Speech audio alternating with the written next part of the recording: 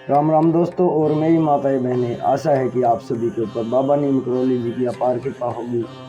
आपके घर परिवार में सभी कुशल मंगल हों, यही मैं अर्जी लगाता हूँ महाप्रभु की शरण में। मेरे सर्वप्रथम पूज्य गणेश भगवान जी, मेरे प्रभु श्री राम जी, मेरी माता सीता, मेरे हनुमान बजरंग बली, मेरे बाबा नीम करौली जी, जो भी मेरा भाई मेरी माताएं बहनें आपकी ये महिमा सुनते हैं, उनके सभी कष्ट दूर करो भगवान।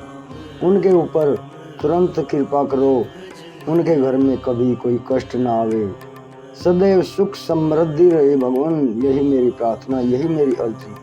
जय राम जी की प्रभु।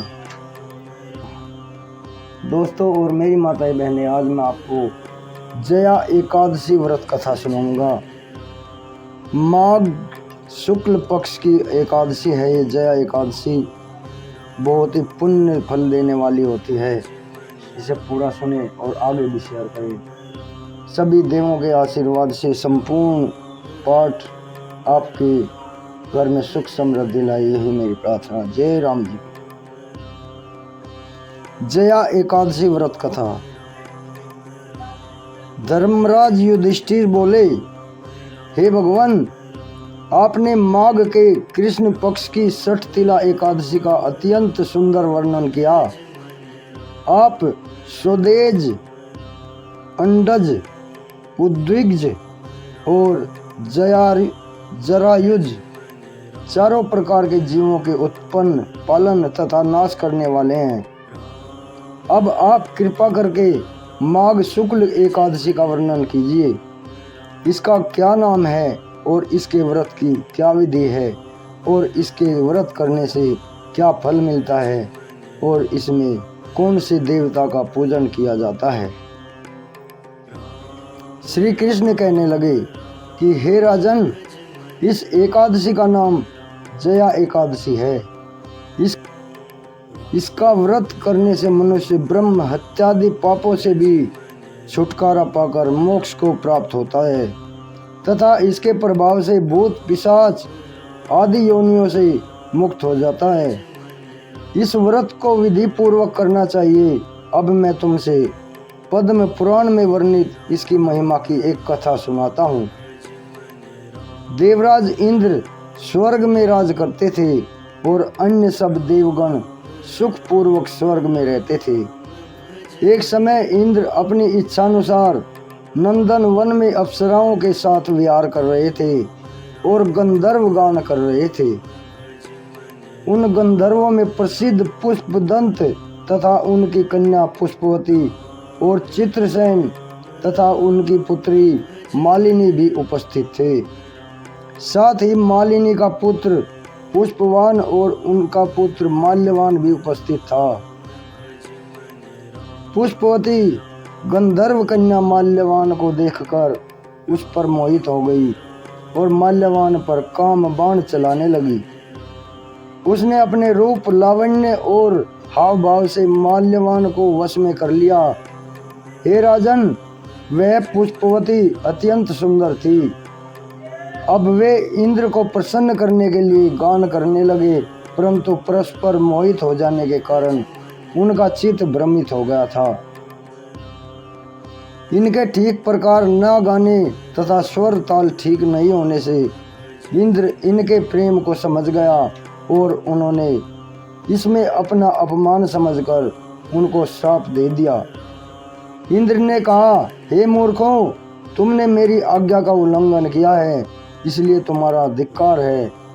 अब तुम दोनों स्त्री पुरुष के रूप में मृत्यु लोक में जाकर पिशाच रूप धारण करो और अपने कर्म का फल भोगो।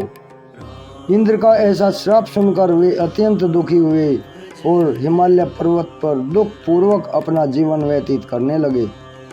उन्हें गंध, रस तथा स्पर्श आदि का कुछ भी ज्ञान नहीं था। वहाँ उनको महान दुख मिल रहे थे। उन्हें एक क्षण के लिए भी निद्रा नहीं आती थी। उस जगह अत्यंत शीत था, इससे उनके रोंगटे खड़े रहते और मारे शीत के दांत बजते रहते थे। एक दिन पिशाच ने अपनी स्त्री से कहा, पिछले जन्म में हमने ऐसे कौन से पाप किए थे जिससे हमको यह दुखदायी पिशाच योनि प्राप्त हुई। इस पिशाच योनि से तो नरक के दुख सहना भी उत्तम है। अतः अब हमें किसी प्रकार का पाप नहीं करना चाहिए। इस प्रकार विचार करते हुए वे अपने दिन व्यतीत कर रहे थे। दैव्य योग से तभी माघ मास के शुक्ल पक्ष की जया नामक एकादशी आई। उस दिन उन्होंने कुछ भी भोजन नहीं किया और ना कोई पाप कर्म ही किया, केवल फल फूल खाकर ही दिन व्यतीत किया। और सायंकाल के समय महान दोनों शीत के मारे अति दुखी होकर मृतक के समान आपस में चिपटे हुए पड़े रहे। उस रात्रि को उनको निद्रा भी नहीं आई थी। हे राजन, जया एकादशी के उपवास और रात्रि के जागरण से दूसरे दिन प्रभात होते ही उनकी पिशाच योनि छूट गई। अत्यंत सुंदर गंधर्व और अप्सरा की देह धारण कर सुंदर वस्त्राभूषण से अलंकृत होकर उन्होंने स्वर्गलोक को प्रस्थान किया। उस समय आकाश में देवता उनकी स्तुति करते हुए पुष्प वर्षा करने लगे। स्वर्गलोक में जाकर इन दोनों ने देवराज इंद्र को प्रणाम किया। इंद्र इनको पहले रूप में देखकर अत्यंत आश्चर्यचकित हुआ और पूछने लगा कि तुमने अपनी पिशाच योनि से किस तरह छुटकारा पाया, सो सब बतलाओ।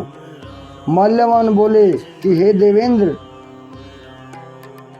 भगवान विष्णु की कृपा और जया एकादशी के व्रत के प्रभाव से ही हमारी पिशाच देह छूटी है। तब इंद्र बोले कि हे माल्यवान, भगवान की कृपा और एकादशी का व्रत करने से न केवल तुम्हारी पिशाच योनि छूट गई, वरन हम लोगों के भी वंदनीय हो गए हो तुम, क्योंकि विष्णु और शिव के भक्त हम लोगों के वंदनीय हैं। अतः आप धन्य हैं। अब आप पुष्पवती के साथ जाकर विहार करो। श्री कृष्ण कहने लगे कि हे राजन, हे युधिष्ठिर, इस जया एकादशी के व्रत से बुरी योनि छूट जाती हैं। जिस मनुष्य ने इस एकादशी का व्रत किया है उसने मानो सब यज्ञ जप दान आदि कर लिए। जो मनुष्य जया एकादशी का व्रत करते हैं वे अवश्य ही 1000 वर्ष तक स्वर्ग में वास करते हैं। दोस्तों और मेरी माताएं बहनें, जया एकादशी व्रत कथा संपूर्ण हुई। आगे भी शेयर करें। अति पुण्य फलदायी जया व्रत, अति पुण्य फलदायी जया एकादशी व्रत कथा आपके सभी पाप नष्ट कर देगी। यही मेरी प्रार्थना, यही मेरी अर्जी है मेरे महाप्रभु की शरण में। मेरे प्रभु, जो भी मेरा भाई मेरी माताएं बहनें देख रहे हैं, उन सभी के कष्ट दूर करोगा। हे प्रभु, सबके ऊपर कृपा करो। जय राम, जय श्री कृष्ण, जय श्री हरि राम।